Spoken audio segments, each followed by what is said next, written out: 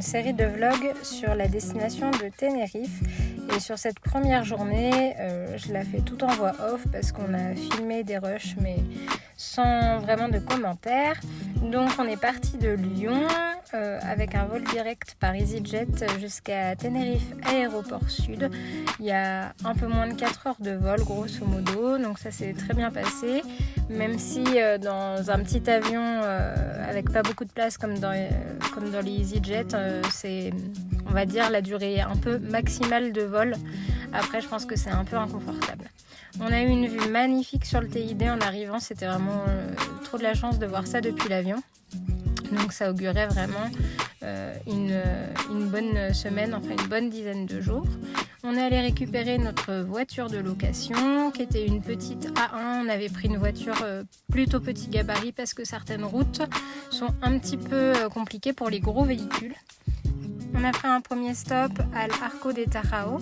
Donc c'est une formation rocheuse qui est vraiment à une dizaine de minutes de l'aéroport, quelque chose comme ça. C'est ultra impressionnant, surtout quand on vient de débarquer sur l'île et qu'on n'a pas encore dans l'œil toutes ces formations géologiques qui sont super impressionnantes. Donc voilà l'Arche.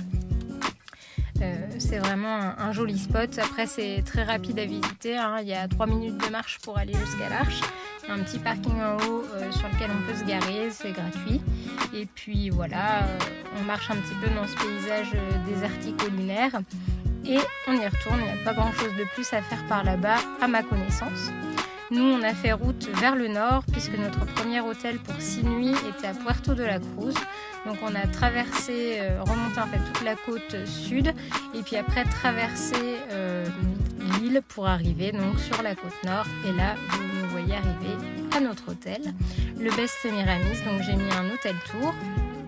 Et puis voilà l'environnement de l'hôtel. C'est une petite rue commerçante avec des restaurants, ce genre de choses. C'était vraiment tout mignon. J'ai trouvé que ça faisait partie en fait des plus jolis petits centres-villes qu'on ait vus. C'était sympa. Et puis surtout de l'hôtel, on avait une vue mer qui était tout juste magnifique.